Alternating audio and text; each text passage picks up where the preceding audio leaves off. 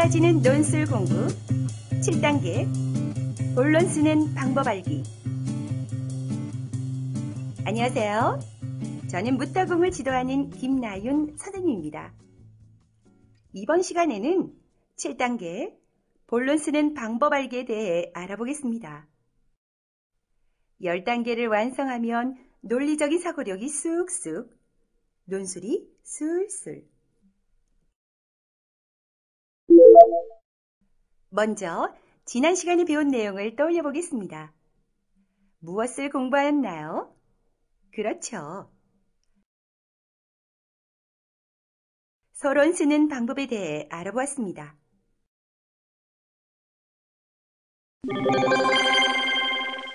지금부터 논술문의 본론 쓰는 방법에 대해 알아보겠습니다. 본론은 서론에서 제시한 자신의 주장에 대한 근거를 서술하는 부분입니다. 따라서 서론, 본론, 결론 중에서 내용이 가장 많습니다. 그럼 지금부터 예시글을 통해 본론을 어떻게 작성해야 하는지 알아보겠습니다. 제시된 글 가는 고운말을 사용합시다 라는 글의 본론에 해당되는 내용입니다. 1단계, 본론에서는 주장을 뒷받침하는 핵심 근거가 제시되어야 합니다. 글 가를 살펴보면 첫째, 고운말로 서로 존중하는 마음을 전할 수 있다 라는 문장과 둘째, 고운말은 다른 사람과의 대화를 원활하게 한다 라는 문장은 이 글의 주장인 고운말을 사용합시다를 뒷받침하는 핵심 근거가 되는 문장들입니다. 서론의 마지막 문장에서 고운말을 사용해야 하는 까닭이 무엇인지 의문을 제시한 것이 기억나나요? 바로 그에 대한 답을 본론에서 핵심 근거로 서술한 것입니다. 2단계, 핵심 근거를 뒷받침하는 문장들이 제시되어야 합니다. 글 가를 살펴보면 고운말은 서로 존중하는 마음을 전할 수 있다. 다른 사람과의 대화를 원활하게 한다 라는 핵심 근거를 뒷받침하는 여러 문장들이 서술되어 있습니다. 특히 이 부분에서는 격언이나 속담, 전문가의 의견, 객관적인 사실 등 다양한 자료를 사용하여 자신이 제시한 근거가 타당하는 것을 밝혀야 합니다. 3단계, 핵심 근거 강조하기입니다. 이 부분은 핵심 근거와 주장을 연결하여 나타냅니다. 글 가에서는 존중하는 마음이 없다면 고운말도 나오지 않는다와 다른 사람과 원활한 대화를 하고 싶다면 고운말을 사용해야 한다 라는 문장이 여기에 해당됩니다.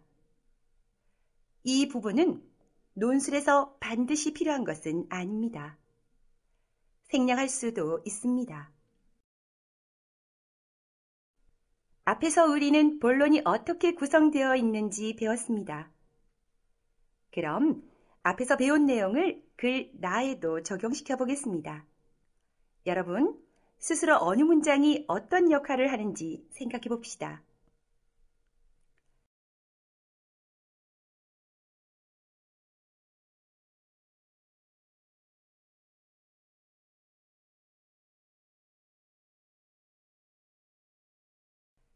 스스로 생각해 보았나요?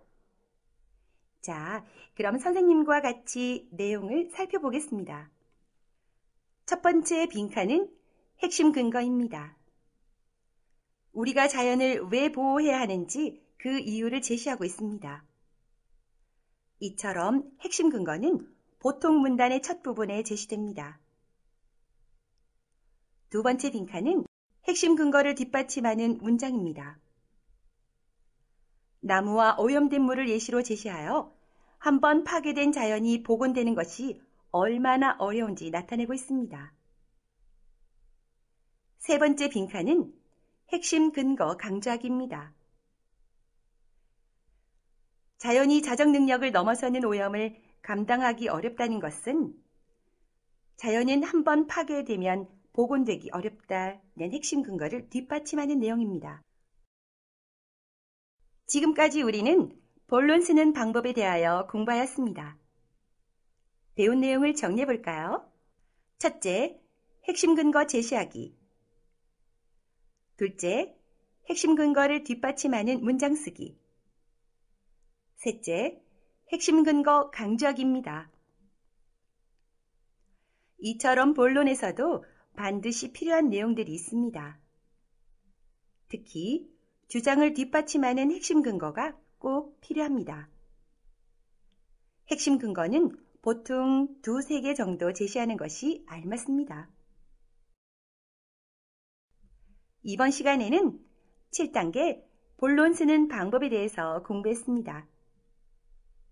다음 시간에는 묻다공 논술 10단계 중에서 8단계 결론 쓰는 방법에 대해 공부합니다. 다음 시간까지 안녕! 묻고 따지는 논술 공부 8단계에서 만나요.